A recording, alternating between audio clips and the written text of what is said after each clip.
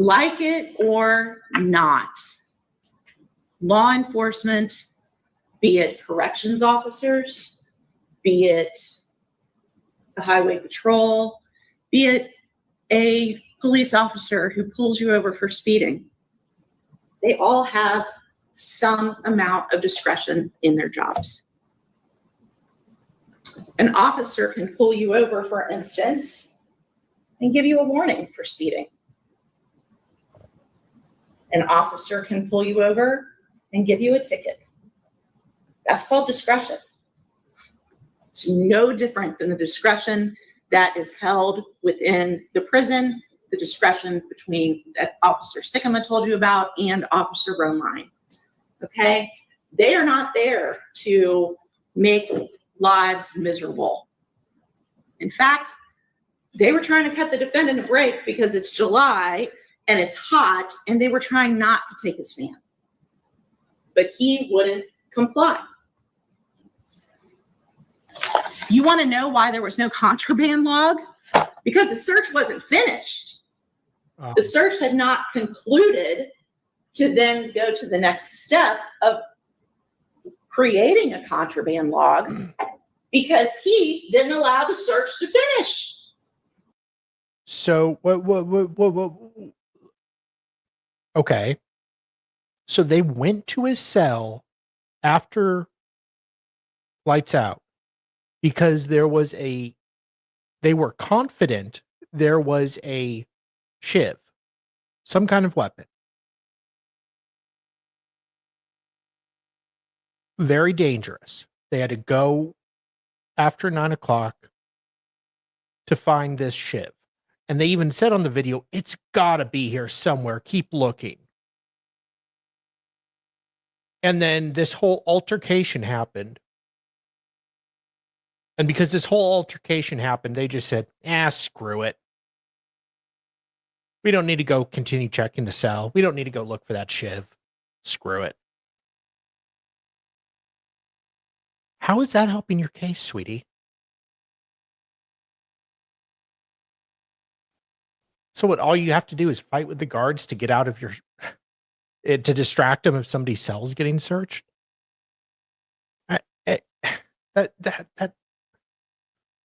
What they should have done is they should have gone back and finished the reports after. Hey, maybe I have higher expectations than I should, but I don't know. It was interrupted by his acts of violence. They went to the hospital. They didn't create the contraband log. They were a little busy at the hospital.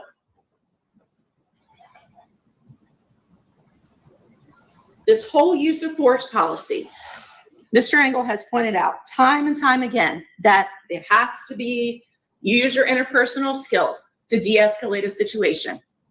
The part that he keeps forgetting is the next part of that sentence, as long as it is safe to do so.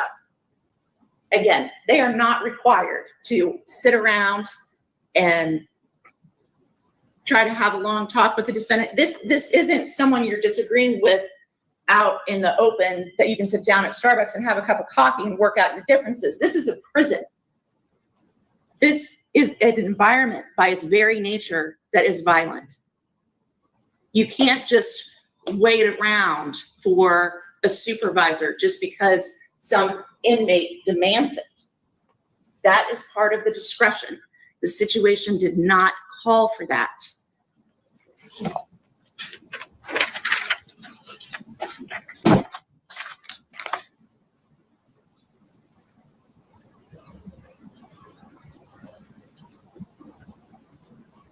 I know you don't want to hear any more about the pillows, but I'm going to say one more thing. Oh, God. Well, legal or not legal.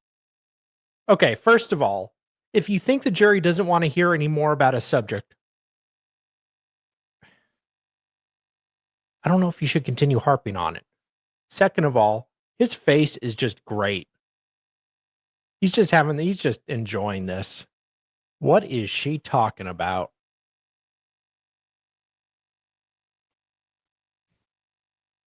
Pillows, but I'm going to say one more thing. I'm going to say one more thing, and he just smirks. He just knows, like you just said, the jury doesn't want to hear it. Why are you still talking about it?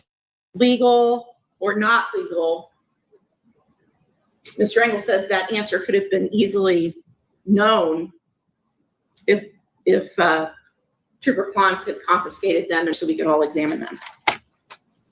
Well, first of all, that's an administrative role. That officer or investigator Chamberlain told you that's his role. Okay, it's not Trooper Klons' role to decide whether or not something is legal within the prison itself, as far as that kind of property goes. We could also get that answer another way. We could have gotten that answer if the defendant had followed the proper procedure and filled out the proper kite and paperwork to challenge what the officers took from his cell. And I think that Mr. Engel's description of the testimony given by Officer Sikkema and Officer Romine and saying that it was lies, I think that's disingenuous. Yeah, they filled out those reports. They filled out the use of force reports. But as you can tell from watching these videos multiple times, I mean, this is something that happened like that. Even trying to watch them without slowing them down, it's your head is kind of spinning, I would submit to you. They did not have the benefit when they filled out these reports immediately after this incident of having months and months to dissect the video and slow it down and go frame by frame to see exactly what happened. So yeah, there might be details left out. That's understandable. Why is she? Because that's a lot of information to cram into one little report in such a little amount of time.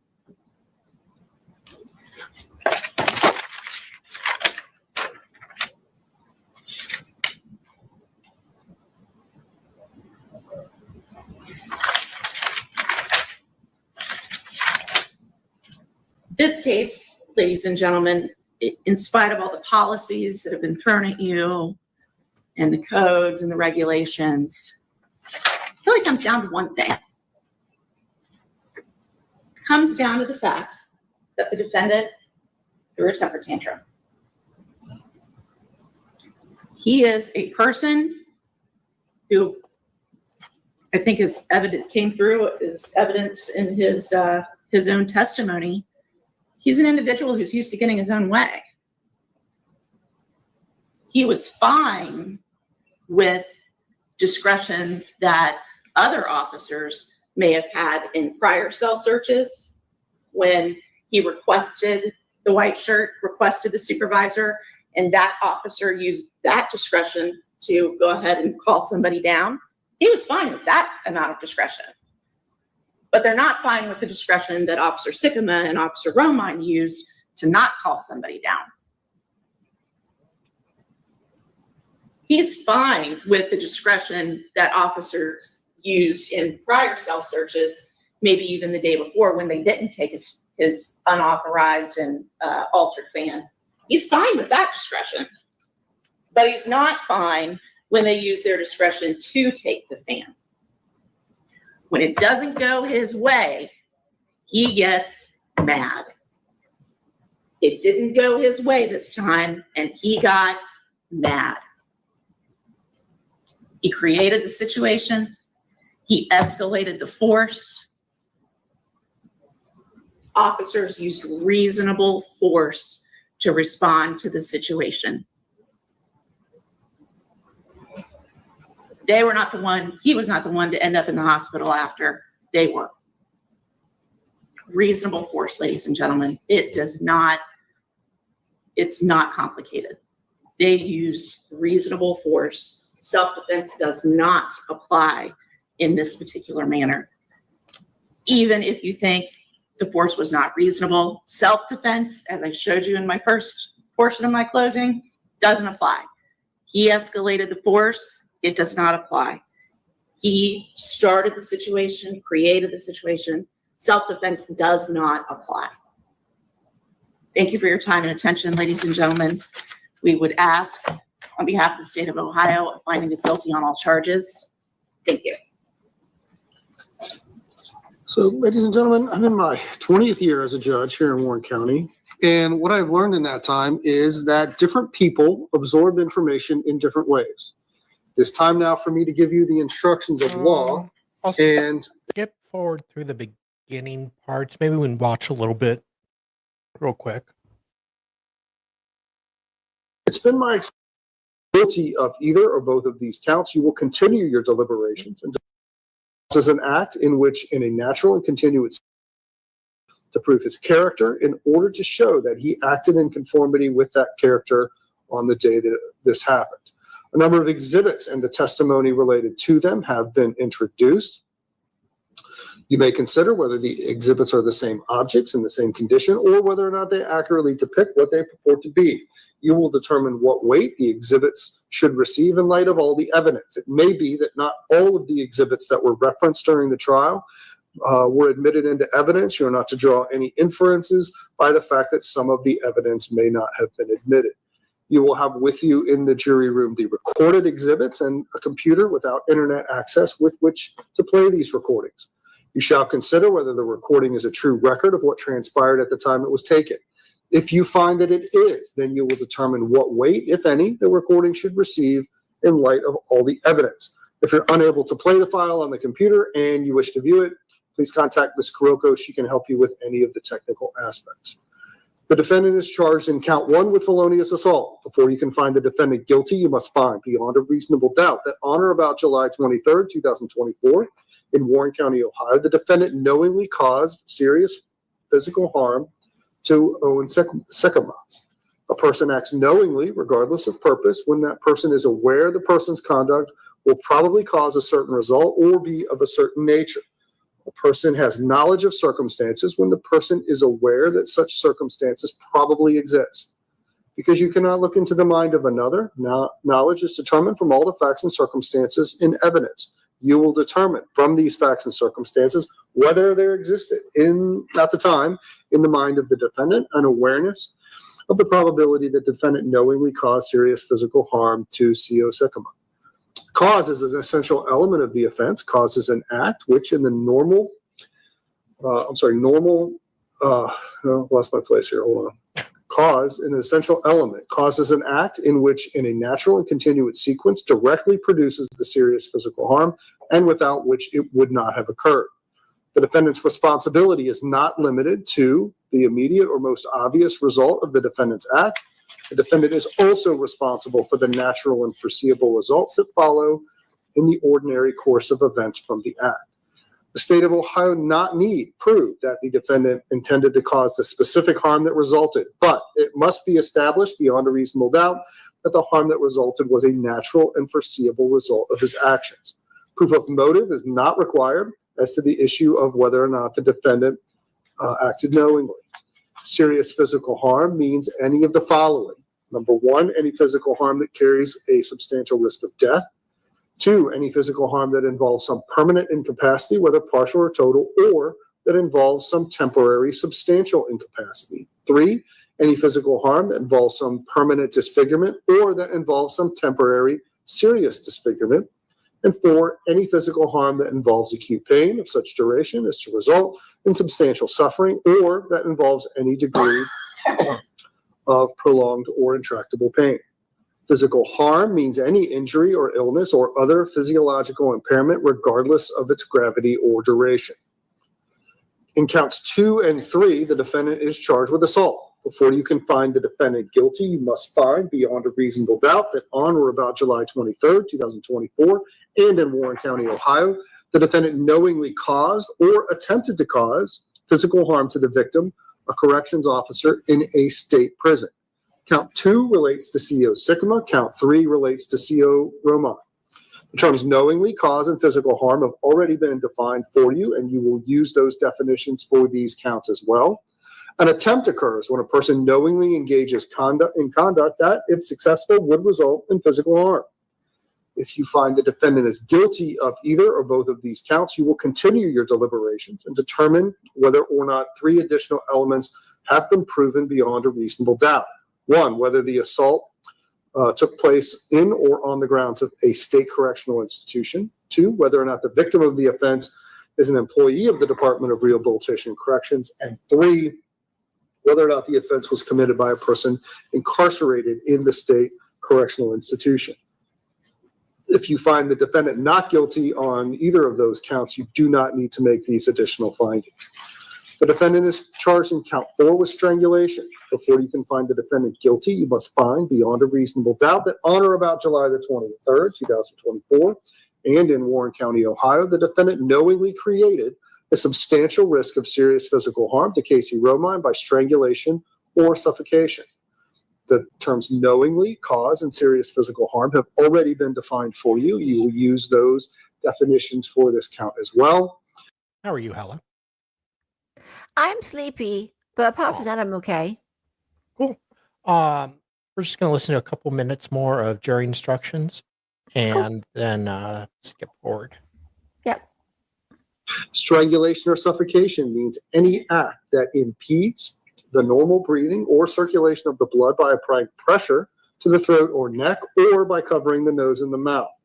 Substantial risk means a strong possibility as contrasted with a remote or even a significant possibility that a certain result may occur or that certain circumstances may exist. The defendant has raised the issue of self-defense. Generally, a person has the right to assert self-defense as an affirmative defense to charges such as these.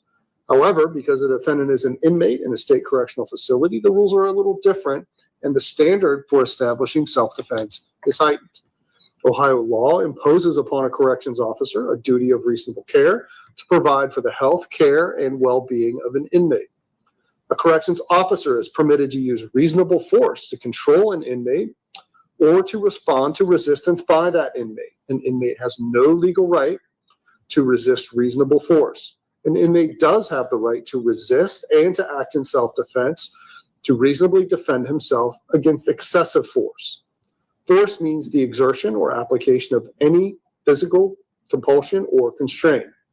Reasonable force means force used in accordance with the following guidelines. 1, a corrections officer may use a small amount of force as may be necessary to restrain, guide, support, or direct an inmate or to apply handcuffs, waist or leg restraints in connection with accepted procedures of transport or movement. 2, amount of force, a corrections officer considering the use of force shall evaluate the need to use force based on the circumstances as known and perceived at the time it is considered.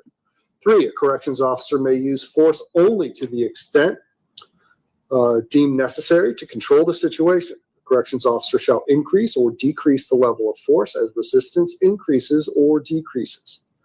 A corrections officer should attempt only to use that amount of force reasonably necessary under the circumstances to control the situation and shall attempt to minimize physical injury. And finally, 5, force or physical harm shall not be used as punishment. There are 6 general circumstances under which a corrections officer may use force against an inmate. 1, self-defense from a physical attack or threat of physical harm. 2, defense of another from physical attack or threat of physical attack. 3, when necessary to control or subdue an inmate who refuses to obey prison rules, regulations, or orders. 4, when necessary to stop an inmate from destroying property or engaging in a riot or other disturbance. 5, prevention of escape or apprehension of an escapee. Or 6, controlling or subduing an inmate in order to stop or to prevent self-inflicted harm. Excessive force means an application of force which is greater than reasonable force, either by the type of force employed or the extent to which such force is employed. If you find the defendant was subjected to reasonable force only, then you are not to consider self-defense. However, if the defendant was subjected to excessive force, you may consider self-defense. If you find the defendant was subjected to excessive force, the state of Ohio must prove the defendant did not act in self-defense by proving beyond a reasonable doubt at least one of the following elements. 1, the defendant was at fault in creating the situation, giving rise to the use of excessive force by the corrections officer. Or 2, the defendant did not have reasonable grounds to believe that he was in immediate danger of being subjected to excessive force. 3, the defendant did not have an honest belief, even if mistaken, that he was in immediate danger of being subjected to excessive force. Or 4, the defendant used unreasonable force. In deciding whether the state of Ohio has proved beyond a reasonable doubt that the defendant did not act in self-defense, you need not be unanimous as to which of the elements were proven, so long as each juror has concluded the state of Ohio has proven beyond a reasonable doubt at least one of them. Okay. I'm going to go ahead and skip forward a little bit. Let's see the poll.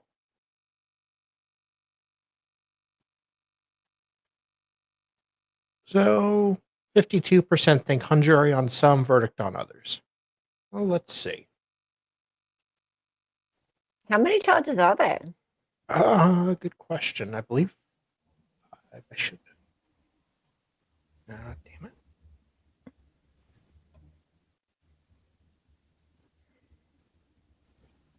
That is jail history pulled up.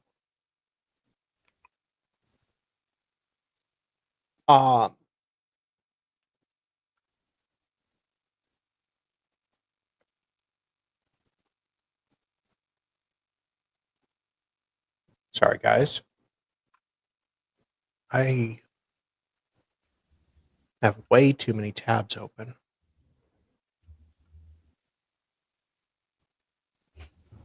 Ow. Okay, so 4 charges total. Felonious assault, 2 assault, and then a 4th strangulation.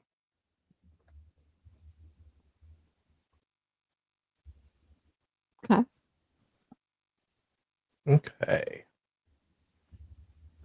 Of being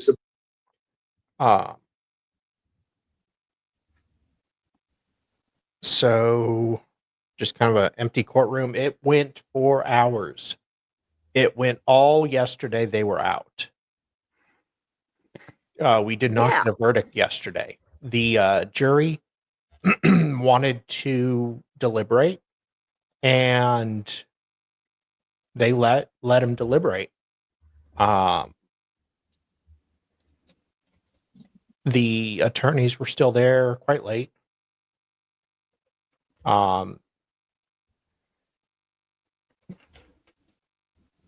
Donald. Aren't you cute?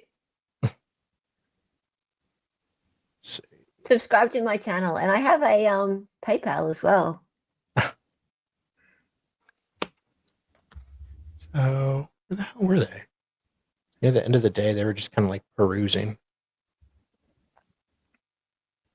Oh yeah, that's when they came back yesterday.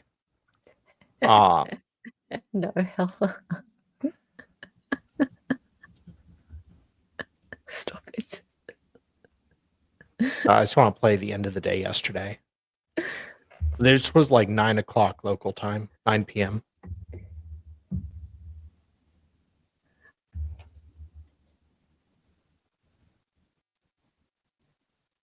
My kid is also super smart.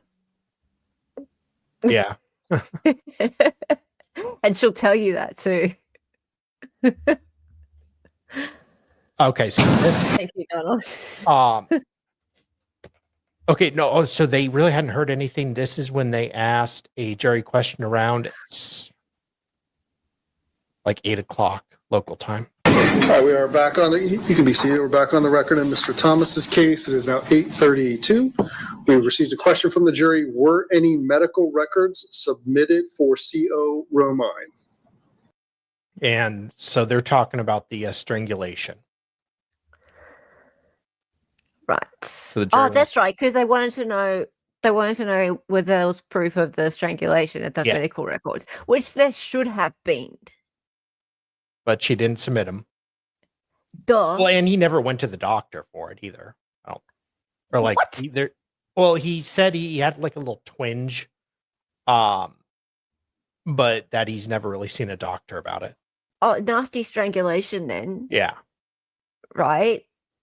Okay. We shouldn't have even heard about strangulation if he didn't have to even see NME about it. Yeah. That's He, crap. he may have been checked out, or you went to medical. So yeah, that's about it. Okay, you're gonna charge someone for strangling you? Then there should be a medical report about it at the My- very least. Guess is the jury was divided and one side was trying to prove to the other side, and they just needed that. They shouldn't have to even argue about it. There should have Yeah. been at least a report. I'm surprised there wasn't a someone there to testify to what the injuries were. Like a medical examiner. Well, the officer testified. The officer himself testified. Well, he not an expert. Well, and he just was like, "Yeah, I was scared. I was, blah blah blah." Yeah, good for But- him. Well, that's great. But yeah, like usually there's whoever the first responder was, or they took you to the medical unit or hospital or whatever. Someone testifies. Yeah. But no, it's just shit. Wait, this cut off the last. He had bruises on his neck. He said, okay, so he said that. Was there Paint photos of bruises. them? Yeah, they did show photos. It wasn't very. Okay. I didn't think it was very impressive, but yeah, apparently they didn't. Bruce Kid. Okay, so I did not save the last like half hour of the day. Medical That's fine. Oh, we say medical examiner sometimes. But what do you mean? Like, so medical examiners, you can only call them medical examiners if they're dead. all the exhibits. Do you want me to tell them no? They examine Or do you want me to medically. tell them you have all the exhibits that you need? Tell me you have all the exhibits that you need. I worry about that word need, Your Honor. I wonder if we better say. She's from You the have all the south. exhibits that were admitted? I am from the South. That's what it is. Okay, I will answer it. You have all the exhibits that were admitted. Deep south. All right. And Mr. Engel, do you continue what Mr. Thomas brought over if there's another question or not? No, I spoke with him and. Very if there's deep disruption like south. this, we're okay with waiving his presence. Okay, all right.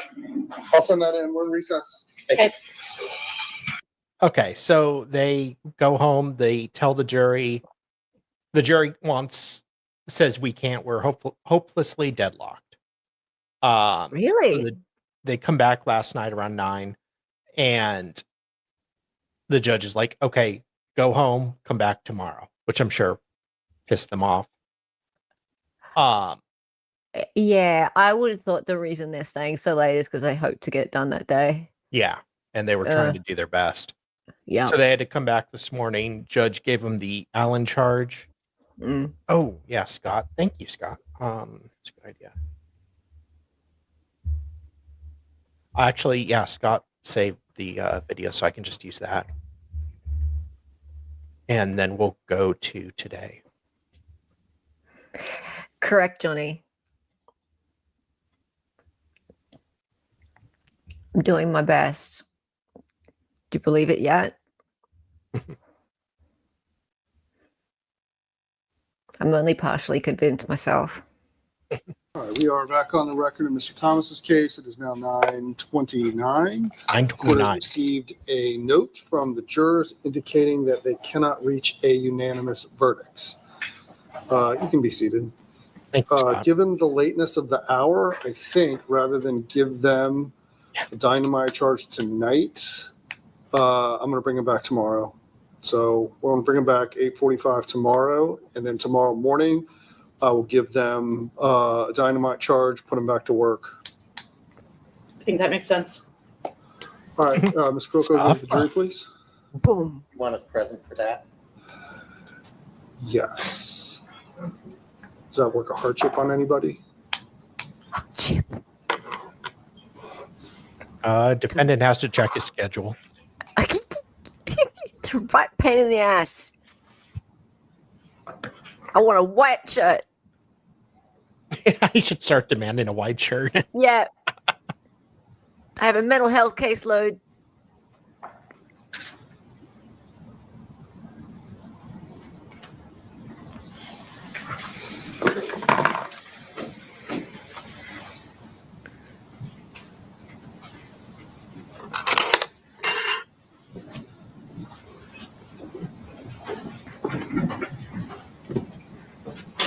You may be seated.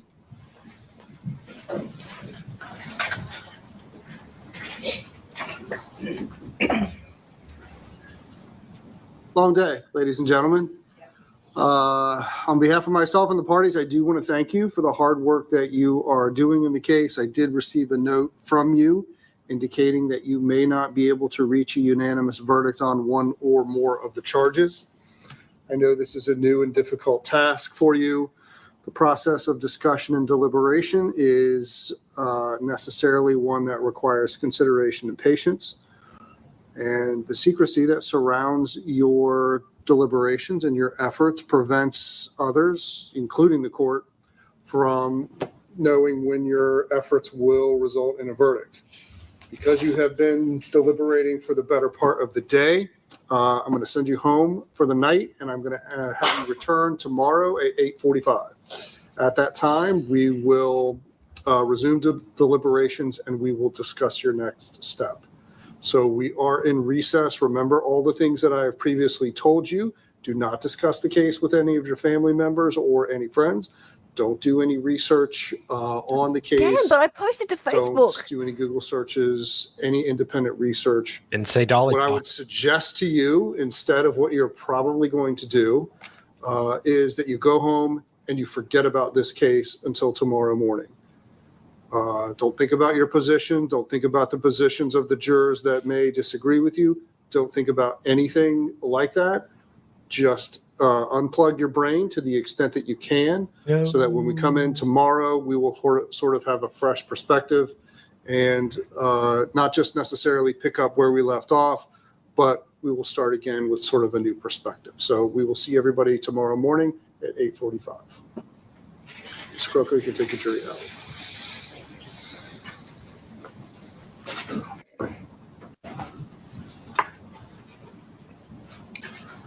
All right, anything additional from the state? No, Your Honor. Anything additional from the defense? No, Your Honor. All right, generally, the charge that I give them is a modified Howard charge, which basically says that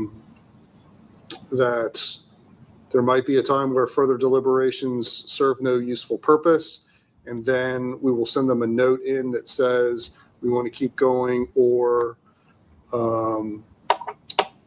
deliberations serve no useful purpose. So usually I send that note in after about 15 minutes, but tomorrow morning I'll probably give them the dynamite charge, put them to work, and then wait maybe an hour and send them that note then. Okay? All right, we'll see everybody tomorrow morning. Thanks, Your Honor.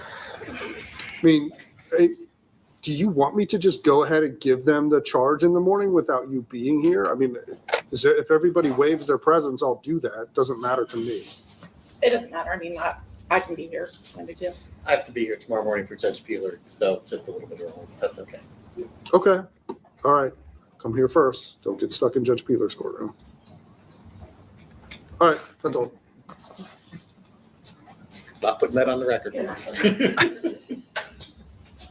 Okay. So I don't have the beginning of today when the jury came and he did the dynamite charge because of the stupid court. But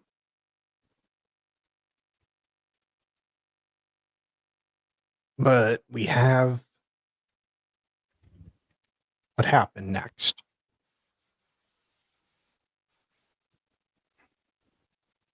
Okay. We are on the record for the purpose of an early termination hearing. Mr. View, anything from the state? Wrong one. Mike. The parties here are just lurking in the background.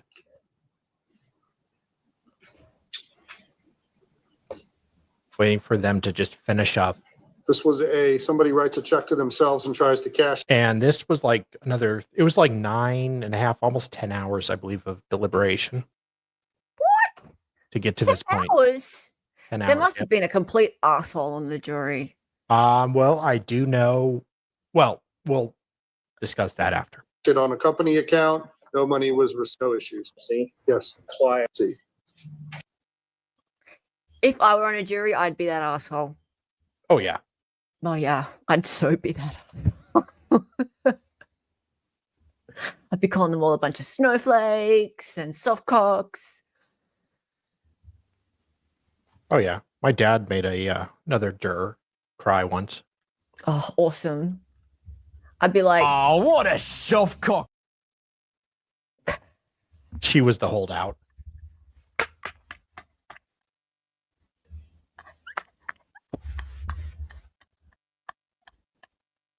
yeah, but no, I try not to get weirded out in jury selection. I'd be so sweet.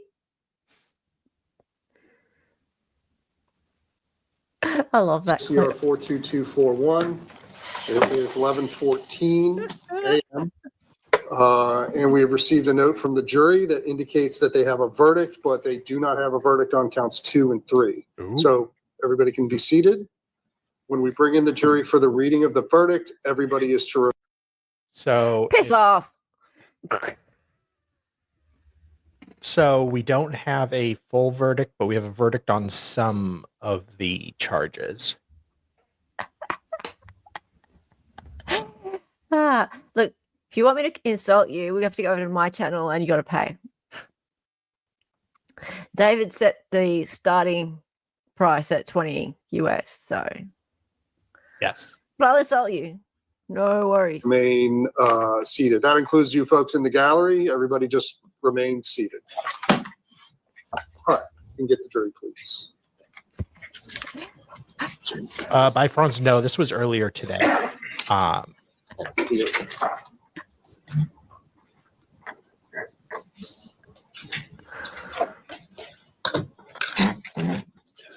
So, guilty or not guilty?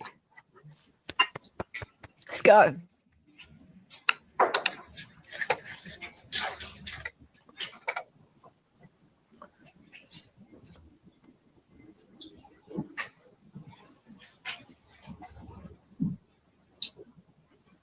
Oh yeah, that's RA's court reporter there, next to Mama. Of course it is.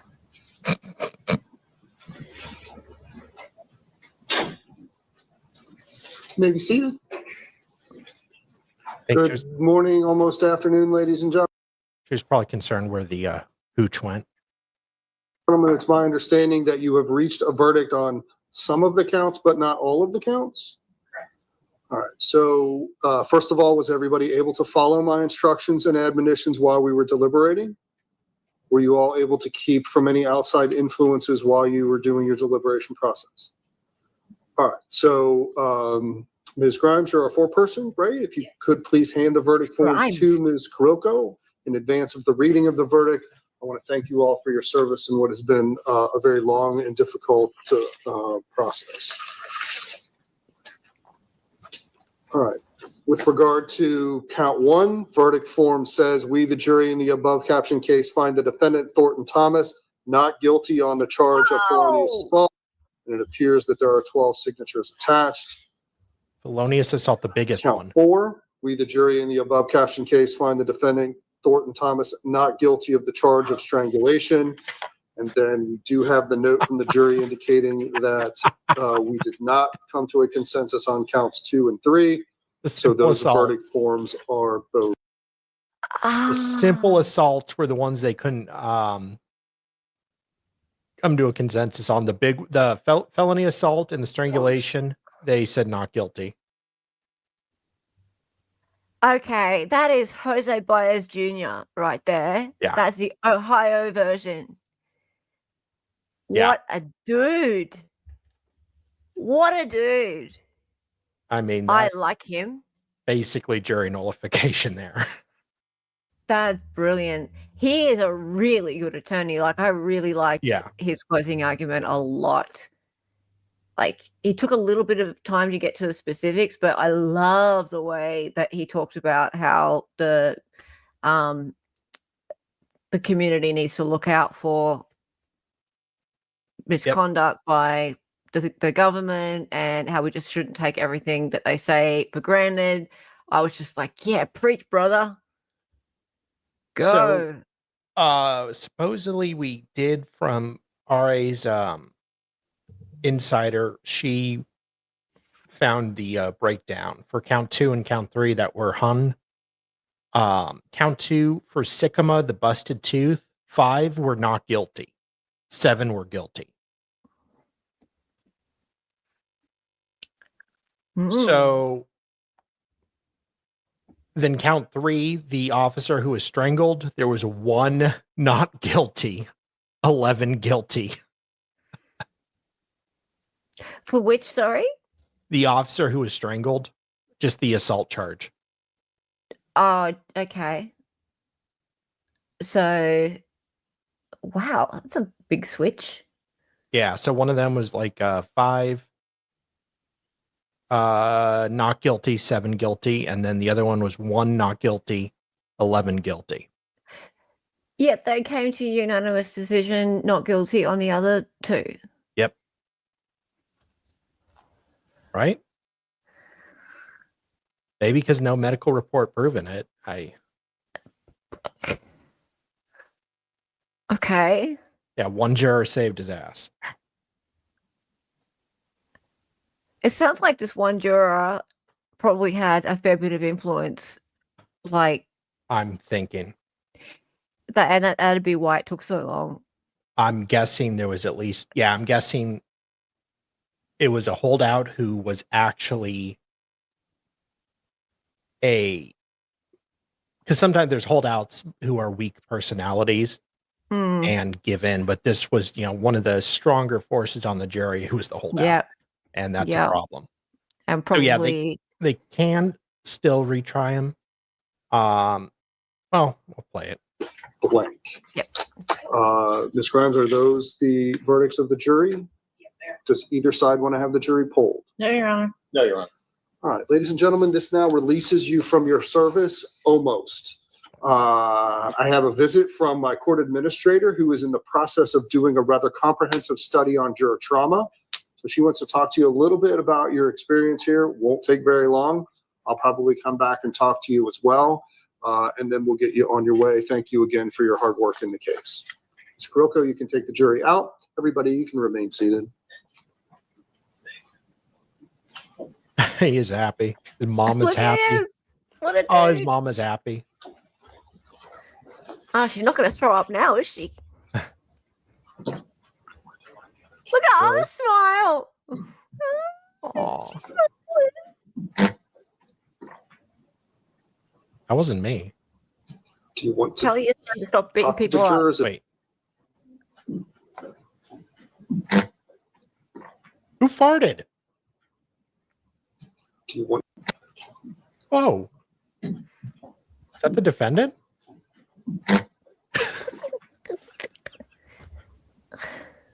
to Someone talk to farted. the jurors if they are interested in talking to you? If they want, really, the only thing I'm interested in is the count, because that's going to Yes, count boy, boy, the division. talk about it If now. they don't want to talk to us. Yeah, Okay. I always like to talk to them just to know where. Ms. Burnside might wear them out on her juror trauma stuff. I don't know Kinda what I'm about thinking. that, but But if you can find that, that will help me in the decision that has to be made. all right, why don't we set this for a status Aw. conference in about We need to make a 3 decision. weeks? Then we should know, right, as to Oh, whether for or sure. Yeah. not. You really And suck, I don't lady. know, I don't know that it makes sense to transport Mr. Thomas for that. And the state's either going to, We're either going to set a new trial date or I assume Mr. Engel is going to file a motion to dismiss to prevent me from having another trial in the case, but that's all sort of caught up in the process. But that doesn't really require Mr. Thomas to be transported, right? No, I'm wondering, Judge, if, I don't know what the procedure would be, but if there's a decision that could be made quicker by the prosecutor's office, we could even keep him here. We could Nah, keep they don't want him in the jail any longer than he has to be. So, Oh, and one thing I did see when I was getting this set up, right after the jury went out yesterday, his mom came over and the defense attorney shook his mom's hand and they let his mom hug him, Really? which was really sweet. It very surprised me. Yes, Louise, we just played the verdict. So you'll want to go back like 15 minutes.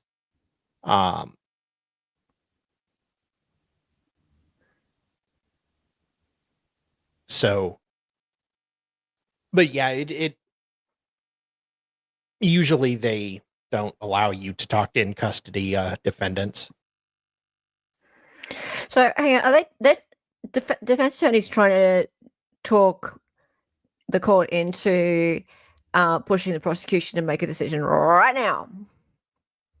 Probably, but she doesn't really have the authority for that. No, but I think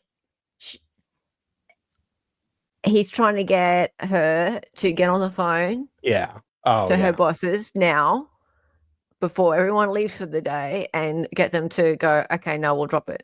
Yeah. Ha. Good on him. I We're love going to this ride them out guy. as soon as possible.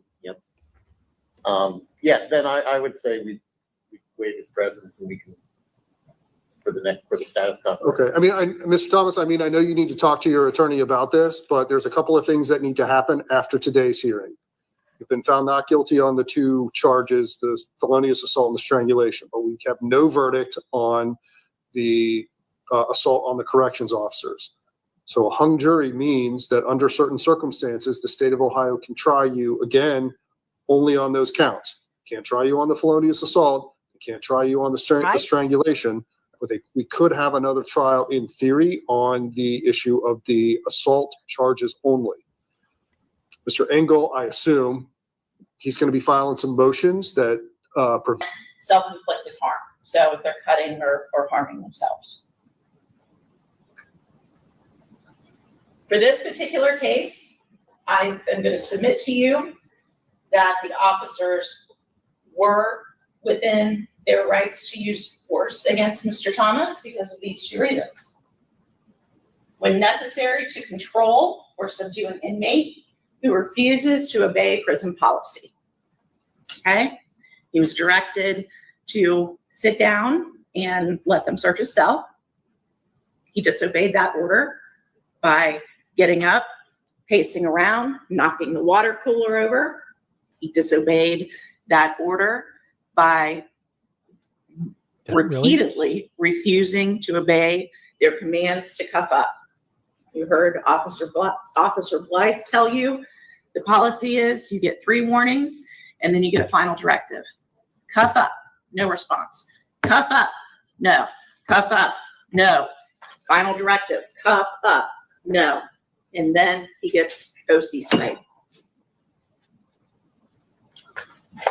You also may consider that the officers could use force against Mr. Thomas when necessary to stop an inmate from destroying property or engaging in a riot or other disturbance.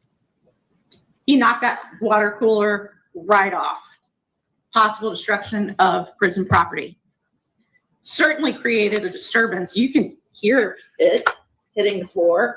You heard Officer Blythe say that's the reason why he came out of the cell is because he heard all the commotion. He certainly was committing an act that was a disturbance. These officers were well within their rights to use force against Mr. Thomas to get the situation under control. Now, let's talk about force. Reasonable force, and I've had to divide these up because there's a lot of words on them again, means force used in accordance with these following guidelines, okay? Number 1, corrections officer may use a small amount of force, as may be necessary to restrain, guide, support, or direct an inmate to apply handcuffs, waist or leg restraints in connection with accepted procedures, transport, or movement, okay? We know that they were trying to apply handcuffs to him at this particular point. We know that he was resisting. Reasonable force can be also used in this manner. Corrections officer, considering the use of force, shall evaluate the need to use force based on the circumstances as known and perceived at the time it is considered. No Monday morning quarterbacking. No, if he did this, shouldn't you have done this? This is an in-the-moment time frame that we're talking about. This is not looking back and saying, could I have done things better? This is in the instant, has to be viewed from a corrections officer experiencing it at the time. reasonable force may be used in this instant.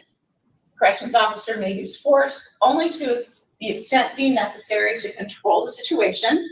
Corrections officer shall increase or decrease that level of force as resistance increases or decreases. So if a defendant is escalating, their force can escalate. De-escalating, force can de-escalate. So it's kind of a sliding scale, up and down. Last two, a corrections officer should attempt to use only the amount of force reasonably necessary under the circumstances to control the situation and shall attempt to minimize physical injury, and force or physical harm shall not be used as punishment. Okay? You have heard testimony from all the officers involved that their force was, their reasonable force was used not as a punishment, not because defendant was bad-mouthing them, but because he was not complying with their orders and their commands. To stop bad-mouthing them. So if you determine that the amount of force that Mr. Thomas was subjected to was reasonable and the officers were reasonable in that application, stop. Your analysis is done. Wait a minute. An inmate has no legal right to resist reasonable force. Don't overcomplicate it. Self-defense argument is a no-go at that point. Your analysis stops. Defendant is guilty. Now, I submit to you that when you're back in the jury deliberation room, that's as far as you're going to need to go, because you're going to find that the force used was reasonable by Officer Sickman and Officer Romine and Officer Blythe. So your analysis should be done. However, if there's a question, which again, I submit there's not going to be, you continue your analysis, okay? If you determine that the amount of force that Mr. Thomas was subjected to was excessive, then you can consider self-defense. So if for some reason you say the force was not reasonable, you move on to step 2. Self-defense, the state must prove beyond a reasonable doubt that the defendant, when using force, did not act in self-defense.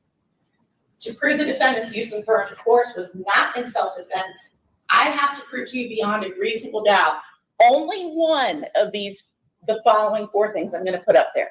You've got 4 options, but I only need to show you one. It's not an and, it's an or at the end of each of these statements.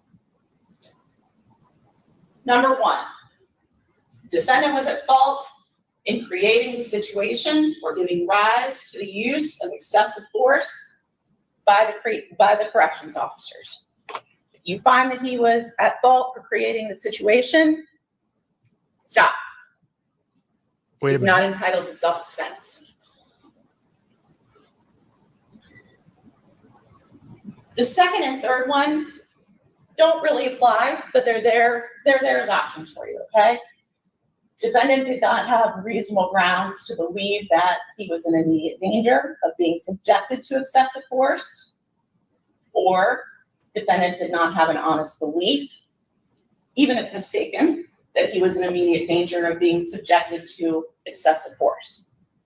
Now remember, if you're at this part of the analysis, you've already made a decision that the force was excessive and not reasonable.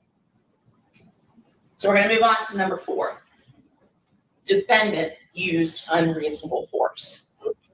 If you find that the defendant used unreasonable force in response to the force used by the corrections officers, he escalated the force, in other words, he didn't need to knock out Officer Sickman's tooth, he didn't need to put Officer Romine in a 30-second chokehold, stop. He's not entitled to self-defense. I submit to you, ladies and gentlemen, that he was at fault in creating the situation, giving rise to the force. I still submit it was reasonable force, But again, if we're at this part of the analysis, we're talking about excessive. He created this situation. The officers conducted a cell search well within prison policy. They told him to sit down, let the cell be searched. He even testified, had he not argued, this would not have played out the way that this did. This is out of his own mouth. But rather than complying with the orders of the officers, he got upset. He got mad. He threw a temper tantrum. Started yelling, cursing, screaming, knocking the water cooler off, showing pre-assault indicators to the corrections officers. Let's take it a step further. He continues to create this situation because at that point, they're ordering him to cuff up and he's refusing. He could have stopped it right there. He could have said, okay, I'm gonna put my hands behind my back, cool off. And again, testified that it probably wouldn't have played out the way that it did had he complied with their orders, but he didn't. Once, twice, I think one of them testified upwards of 6 or 7 times that he was told to cuff up and he refused. He would not do it. He created the situation. He escalated the situation.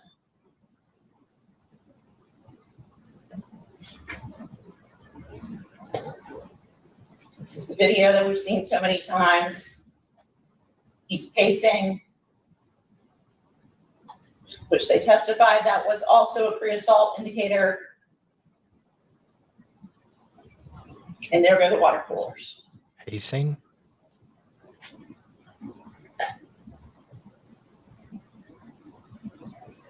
Yeah, wow. I mean, This is the part where he's refusing to cuff up after multiple directives. And the OC spray is used.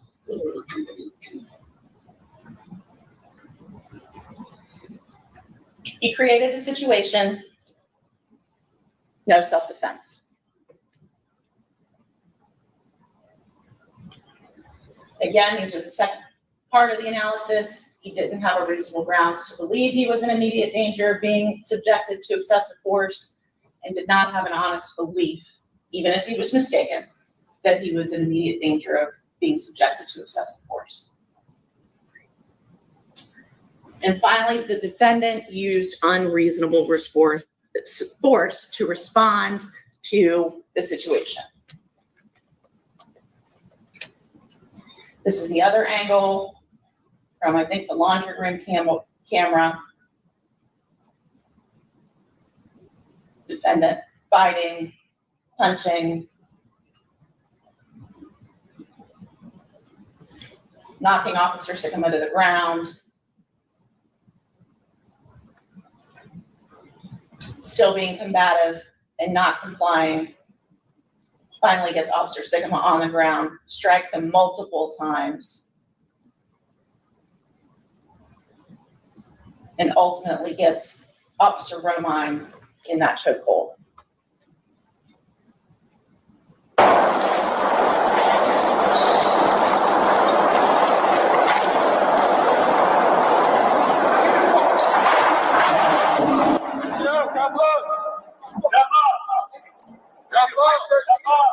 Get a white shirt, bitch. Took my motherfucking bag. Get a white shirt. Get a white shirt. Don't take my hand. Took my hand.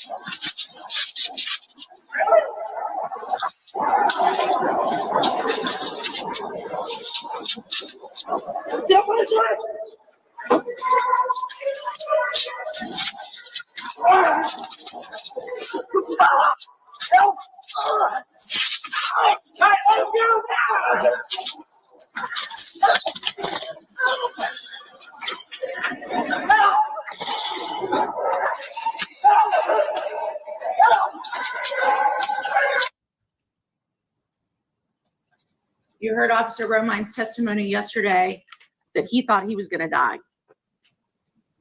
That, ladies and gentlemen, is an escalation of the force. Self-defense does not apply.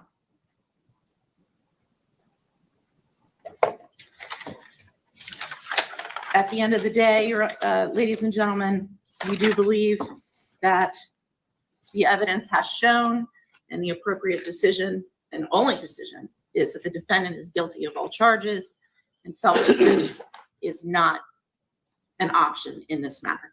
Thank you. Mr. Engel? Thank you.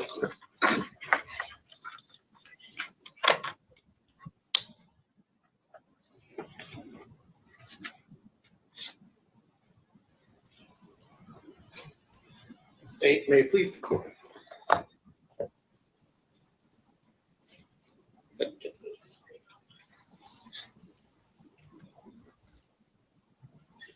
It has been my honor to represent Mr. Thomas in this case. Oh, I need to turn this. Not because he's my friend, not because I like him or don't like him. Wait, not because he's your friend? What? You aren't even going to say he's your black friend? Okay. I mean, I guess he's not racist because, only a racist would say he's my black friend. Give me anything to think one way or the other. That's not my job. But my boss is not a politician. Okay, real quick. What's the max on these charges? So Scott said that the correction officers are not considered regular police officers. So it's not aggravating. So I believe 33 years max on all the charges if it was consecutive. But it's probably going to be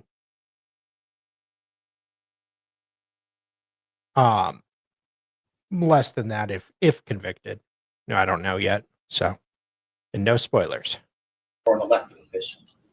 Or someone who wants to seek office. My boss Consecutive. is the Constitution. And if you remember, one of the first things I asked you yesterday was, why are we here? Why are we here? Why are you here? And the answer is not because we have some kind of tradition. It's not because we think it's nice, but because it's important that the people be here and that the people watch what the government and its employees do. You are the ones who get to say the government has gone too far. You are the ones who get to say this is how things should be. That's why you're here. You're here to say what is right, what is just, and more importantly, to make sure that the government does its job. And there's two ways I always think about this. The first is, I love this quote from Miles Davis. It's not the notes you play, it's the notes you don't play. Because one of the reasons you can trust the government and what it's trying to sell you is to make sure they have done the work. Make sure for example, make sure they've interviewed everybody who can be interviewed so that they know what's going on. Make sure they've gathered all the evidence that you would want to know the answer to your questions. That's what they have to do. And if they did not do that, if you think that they didn't do some of the steps that they should have, you should not be complicit with that shoddy job by signing your name to a guilty verdict. Because it's your name and your honor ultimately on the line here. And if they didn't do their job, it's perfectly fine to say, you know what? I think maybe he is guilty, but the government didn't do their job of showing me enough evidence, of doing what's supposed to be done here. And that's okay. In fact, that's more than okay. That would be the highest American ideal, would be to say, I need more. I just don't have enough. That's what you do when you make the state meet its duty of proving things beyond a reasonable doubt, making sure that you are firmly convinced of the truth of the charge. More importantly, making sure that they have convinced you firmly of the proof of the charge. Not just what you think happened, what just what you think probably happened. But do you have the evidence to support what you firmly believe happened? So here's where I think this case comes down to.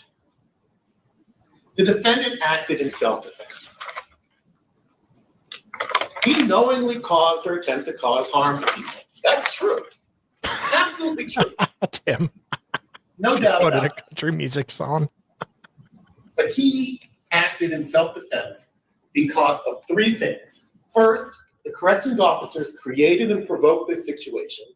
Second, they violated their duty to de-escalate the situation. Excessive force in gaining compliance. So let's look at what this is. I think the big picture kind of comes down to something my kids would say. One rule for me, another for thee. So think about this. Every time they're talking about inmate Thomas, they're like, he knows the rules. I say cuff up, he's supposed to say, yes, sir, cuff up. I do that. He knows what he's supposed to do. I'm going to force those rules against him to the letter of the law. If there's a blade that's out of place on that fan, I'm going to take it, or I can take it. If he doesn't have a piece of paper in the right place in his cell, too bad for him, right? We're going to strictly enforce the rules against Mr. Thomas. That's kind of what Ms. Tranter's saying when she says, hey, he can avoid this by just cuffing up. They said cuff up, he's supposed to know to do it right away. Okay, fine. But when it comes to the officers, it's more like Captain Barbosa. The rules are more like guidelines.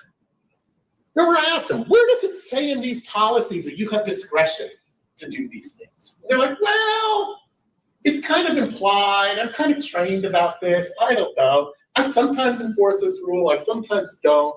I can do these things not. When it comes to the officers, when they ask about themselves. Is this guy a public defender? He is appointed in a while, because I know there's no public defenders per se. They're all like appointed.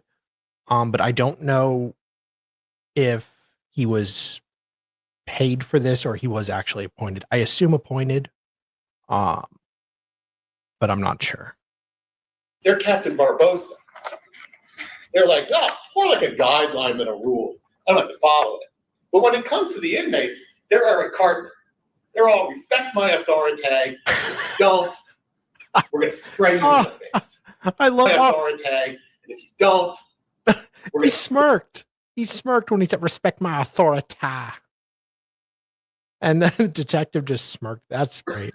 They're all respect my authority. And if you don't, we're going to spray you in the face. That.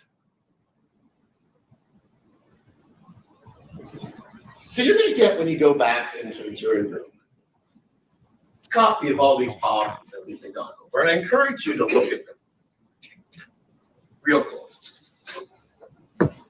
You're going to get Exhibit A. I'm sorry, Exhibit A is the cell search policy. Exhibit B is going to be the personal property policy, and so on. And so when you look at that personal property policy, you'll just see simply they're allowed to possess a reasonable amount of personal property. They're allowed to do it. And the officers kind of want you to think, well, it's kind of flexible, and maybe it's 2.4 things, this counts, this doesn't count, or whatever. But they're allowed to have it. And that's the first start, right? They're allowed to have property in there. You'll get that search policy. It says that reasonable care should be taken during the search so as not to damage or destroy cell contents. And if they take stuff, take contraband, they're supposed to generate a list. You check it. So there's the first problem, right? Where is that list? Now,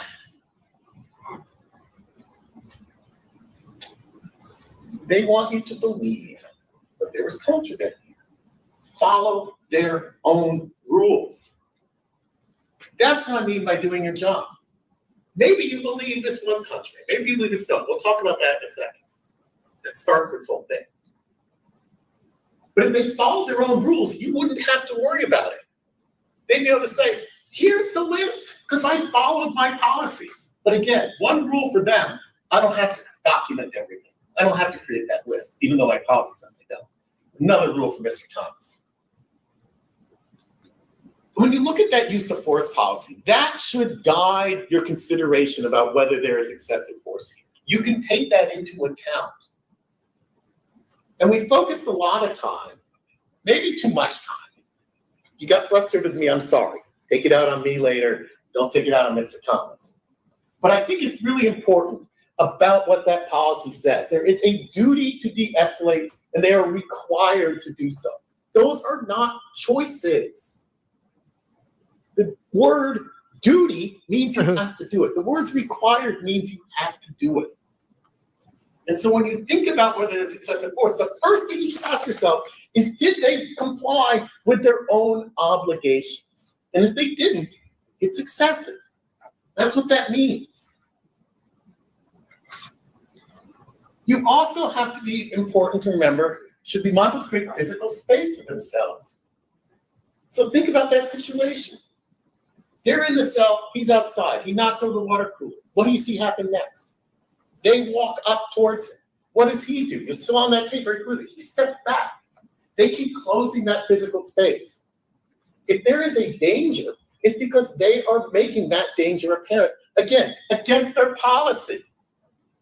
They're supposed to create that physical space so that they can use their de-escalation skills, which they're supposed to have, to solve this problem. And then they're allowed to bring in other people. Again, what's the cause of the situation? The suggestion is the cause of the situation is he's told to come up, he doesn't. But let's look at that world there. There's no one else around all the time in the world to make sure that things de-escalate. That's why it's excessive. Again, and we haven't even gotten to the most important thing, which is in considering whether it's excessive, you can consider the fact that they violated their policy against creating jeopardy. People at ODRC who write these policies don't just find them buried on Mount Sinai and bring them to Ohio. They have experience in the prisons. They know what's going on. They know how these things work, and they know that guards could sometimes provoke inmates. This is not news to anybody. So they said, don't do it. You should never verbally or physically provoke someone. And they knew they were taking steps to provoke them. And then you'll get an investigations policy that says they're supposed to look into potential misconduct by the officers. And again, ask yourself, did they ever do that? You know they never did that. You didn't see one drop of evidence that anyone looked into this. In fact, you'll find out they lied about it. So here's where we start, right? The defense, CEOs create the situation. They're searching his cell.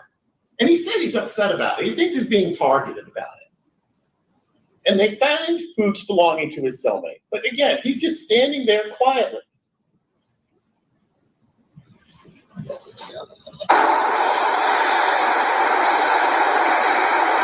at his phone, writing that report.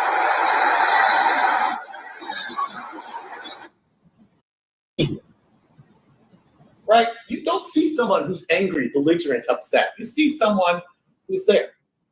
And I mentioned that because you heard that some of the officers in their use of force reports wrote that, hey, he was belligerent from the very beginning when he started searching the cell. He wasn't. Then, if you want to believe his testimony that he's being targeted, don't believe Mr. Thomas. Believe the words of the officers on the tape. I think this might be the most important, second most important thing that's said on this tape, on these tapes, which is they say they're looking for a shank. They find a plastic knife and joke about it. And then you listen carefully, you hear them say, there's got to be something in here. That's them admitting they are targeting him and provoking him. There's got to be something in there. They're not looking for, they didn't say there's got to be a shank in here. They didn't say it's got to be in here somewhere.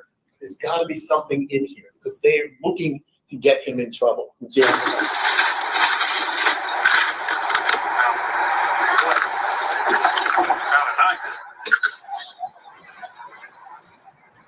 Gotta be something.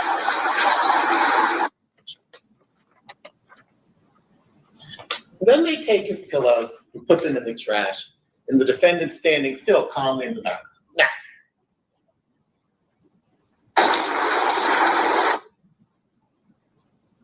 you'll get to play that tape. I don't need to play it again for you. Let's talk about these pillows and these fans and their contraband, because there's a lot of argument about that. Officers claim these are all contraband. They're not supposed to have them. So let's start with that idea. Where's the proof?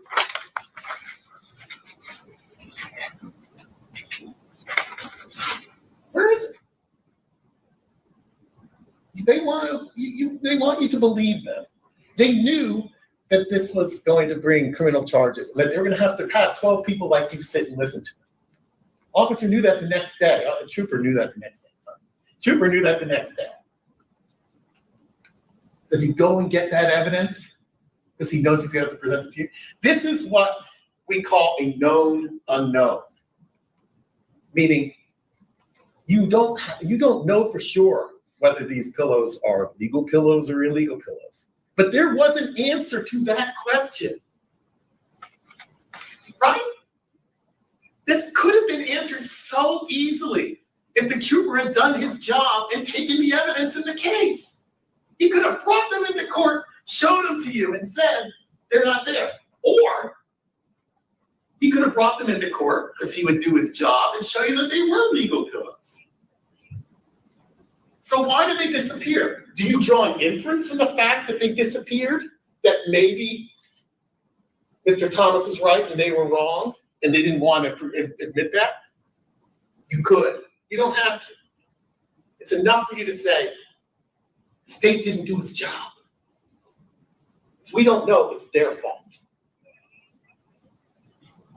Same thing with the fans. They don't know, it's their fault. Second, they claim, even if they're illegal, all this stuff, that we have discretion to let them keep it or not. Two things about that. And I don't say that very often. I've been doing this a long time. And I rarely say that folks lie, but that's a lie. Absolute lie. Nowhere in their policy does it say they have discretion to do that. And you don't want them to have discretion to do that. You don't want these corrections officers having that authority, which could easily be abused. Remember we talked about the Stanford prison experiment earlier, at the very beginning. We talked about how people in positions of authority could abuse that authority. Well, one of the ways they can abuse that authority is to give them discretion. You could have an officer who's completely racist and who says, I'm going to take stuff from black guys and not stuff from white guys, and that's okay because I have discretion to do it. It's not right. More importantly, you don't want to let them do what they did in this case, which is use that to punish him. He's running his mouth. Okay? They don't like that. Okay? He's using some words that I won't even repeat here. Okay? But they're not the ones who are supposed to punish him for that. And what are they doing? On a hot day in July, they're taking his fans to punish him for talking. Don't believe me. They told you that's what they're doing. Objection. Overruled.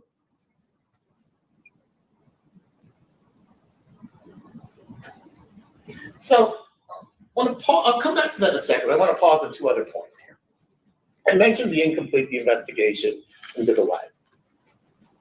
Also want to focus on, I should have mentioned this before, serious physical harm. You have that felonious assault charge. I think you could easily look at that evidence, testimony, and say a chipped tooth that got repaired and a busted lip. That's not serious physical harm. That's a night out sometimes for some folks. That's not serious physical harm. But let's pause on their testimony before we think about why I said that they told you that they did this. State's witnesses were completely not credible. I want you to compare their testimony. You heard me ask them about things in their use of force reports. And you saw how in their use of force reports, they were not completely candid. They didn't include things that were important details. That goes to their credibility. They're not telling their supervisors the whole truth. So why do you trust them to tell you the whole truth? But you can also saw there were some flat lies on the stand. One of them said, for example, a couple of them said he was pulling up his pants, and that was an indicator that he was aggressive. They'd written that in their use of force reports. That's not true. And they even admitted it's not true. But again, they're not truthful in everything they're doing in this case. But I thought the biggest example was Officer Blythe. Officer Blythe says that when Mr. Thomas was confronted about the hooch, he was belligerent. But he wasn't. He wasn't belligerent. You'll see on that tape, and you're going to get all these body camera videos to go back with you in there. And I encourage you to look at them. I'll warn you, by the way, on one of them, I think it's Officer Sickabus. That one, most of them are cut down to just the parts that are important and relevant. That one's actually 30 minutes long. You probably have to fast forward to about the 15-minute mark to get to anything that's relevant to this case. But you get the whole tape. So just a heads up on that one. But Officer Blythe, Corrections Officer Blythe says he was upset and put the tape. You look at that tape, you'll see he comes out with the hooch. The defendant's just standing there. And it's his cellmate who says, hey, it's mine. I take responsibility. He comes out and says, who wants to take ownership of this? Cellmate takes ownership of it. Detective Thomas is standing there. He wasn't truthful about that. You heard you heard a couple times in their use of force reports, they tried to pin the hooch on Mr. Thomas. That wasn't true either. These guys just can't tell the truth. But we said the worst thing he said was the admission that they took these things, these items from Mr. Thomas, not because they're contraband. Because they searched these cells many times before and never taken these items. But they took them because he had the audacity to complain about it. He had the audacity to maybe start to send a kite, that communication in the prison, out to supervisors about it. Don't believe me. Listen to the Officer Blythe. He denied saying this. I asked him. My only question I asked him was, did you say they want to run their mouths? Fuck it. No, keep talking, I'm gonna take your fan. Hey, one more word, I'm taking your, okay, take your stand. Hey, look,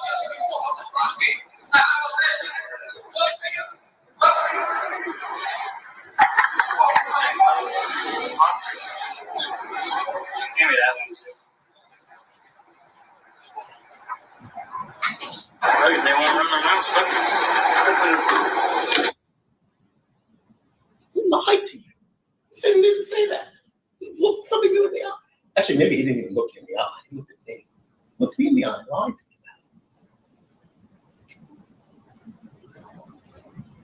So Judge Oda is going to give you some instructions in this case.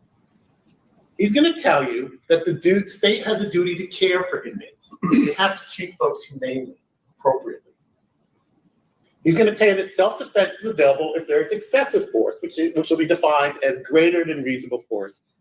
And he's going to tell you within that instruction, quote, you must consider the conduct of the victims and decide whether their acts and words cause the defendant to believe he was about to be subjected to excessive force. In other words, it's from the defendant's perspective.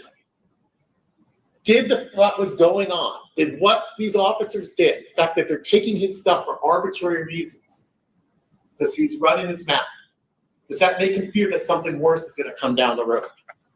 Put yourself in his position. But Think about that. If you're being subjected to arbitrary actions of a state agent, are you going to trust that state agent further down the road? Now, it's true, and I'm not going to sugarcoat this. The defendant used some bad language. He knocked over the water cooler. But he was provoked to do those things by the defendant. He did not start this chain of events. Right? The prosecution wants you to think the chain of events starts when he's asked to cuff up. That's not right. The chain of events come when they start searching his cell and they don't do it appropriately. That's the beginning of the story. And you need to start at the beginning. That's the common sense, right? You don't start in the middle. You start at the beginning. And I want to emphasize the burden of proof here on self-defense. The state has the burden of proof on this. So if you're not sure who to blame, the state has not met their burden. That's when you put a not guilty verdict in. Again, you'll have this video out of this start. They say, you know what? Keep talking. I'm going to take your finger. They're provoking him. And rather than play the video, just look at what's going on while this is happening. Again, he's standing there quietly. They ask him to cuff up. He says, can I get a white shirt here? He says, they took my fans. And again, he's not acting aggressively. He never threatens anybody. His hands are down by his side. They're not in fists.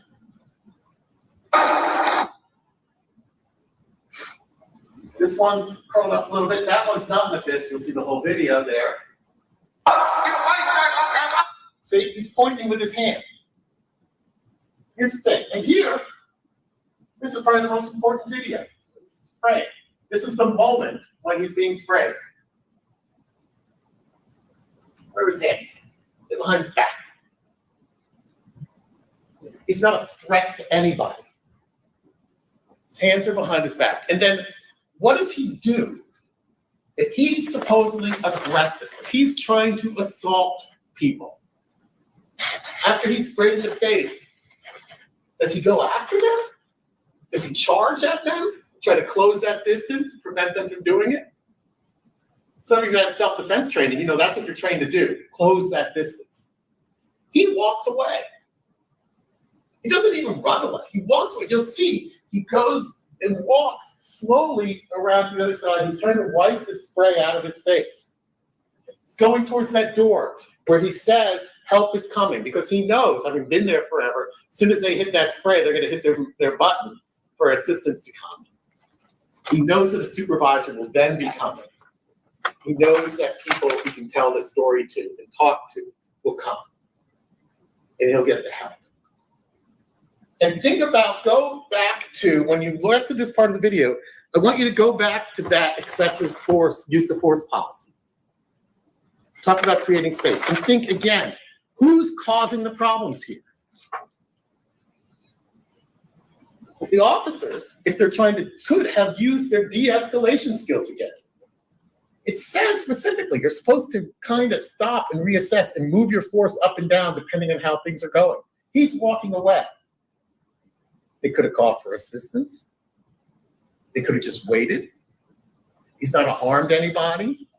He's not attacking anybody. There's no one there he could attack. He's just standing in the corner, they're away.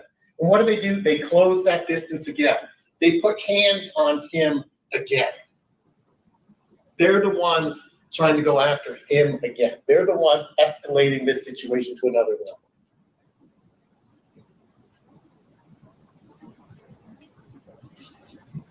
And you saw the struggle, but I want you to be really vigilant at watching this struggle here.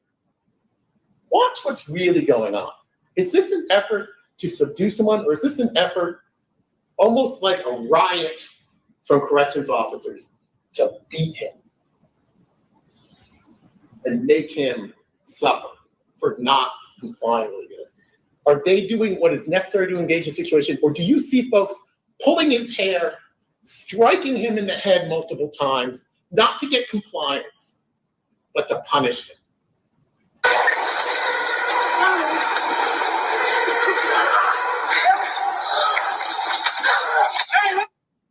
So I'll sick him back. He's hitting him again and again and again in the head, even though he told you his training is not.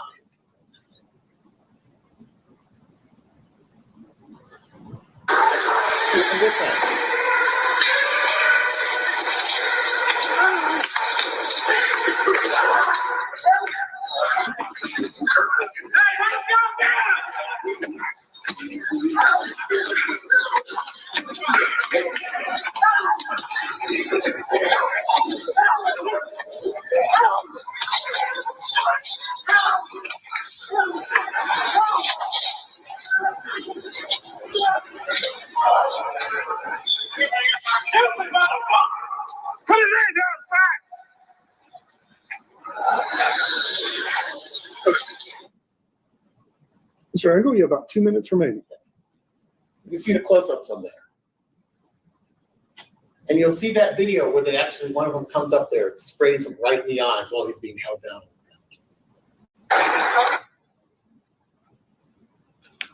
So again, the state says this all could be avoided if he cuffed up. But Judge Otis says you must put yourself in the position to defend it first. And I told you he did. His testimony was very credible. He acknowledged where he could have done better. The life in prison he described makes sense. And he's the only one whose testimony was consistent with all the videos. And the reality is this all could be avoided if the COs had acted in accordance with their policy. You should find him not guilty because he was not a risk to anyone. There was no effort on his part to escalate the situation, no effort on the corrections officers to de-escalate the situation. They took his property to punish him for talking. They could have called a supervisor, they didn't do it. They could have waited after spraying him in the face, they didn't do it. I could go on and on and on. You get it. You get it. This was not reasonable force. And so when you go back, I'll remind you, I'll leave you with this, a Bible passage. The Lord hears the needy and does not despise his captive people. Sir Thomas is a captive person, but he's a person. He deserves that dignity. He deserves to be treated with respect. He doesn't deserve to be provoked, to be taunted, to be treated arbitrarily. He doesn't deserve to be sprayed in the face for the audacity of asking for a supervisor to come and resolve a situation he's got. He was honest with you about what he did. He was honest with you about what he didn't do. He acted in self-defense. The state has not proven that it's burdened otherwise. You are doing your duty as Americans when you sign not guilty on that verdict. Thank you. Mr. Treasurer, you have 8 minutes remaining. Thank you, Your Honor.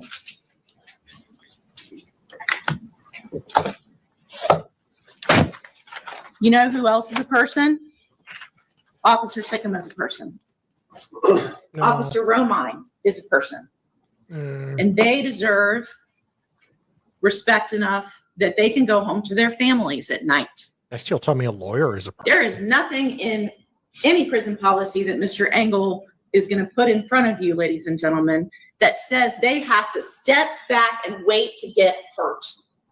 That they have to step back and wait to react to a defendant who is a threat to them. You're not going to find that. It's officer safety. They told you all about pre-aggression indicators. They told you about their training, and they reacted and did as they were trained to do so. Imagine standing in a courtroom with a chance to make a felony charge disappear and saying no. That's exactly what happened in this remarkable courtroom hearing. The defendant was facing a felony methamphetamine possession charge. Before the case went to trial, prosecutors offered what many people would consider an incredible deal. If he accepted a deferred judgment of conviction, completed a substance abuse assessment, stayed out of trouble for 12 months, and followed the court's conditions, the felony charge would be reduced to a misdemeanor. He would avoid jail and walk away with a far better outcome than most defendants ever receive.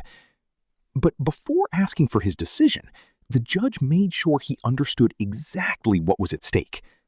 She carefully explained that if he rejected the offer and chose a jury trial, a conviction could bring years of incarceration, thousands of dollars in fines, and even immediate jail after the verdict while waiting for sentencing.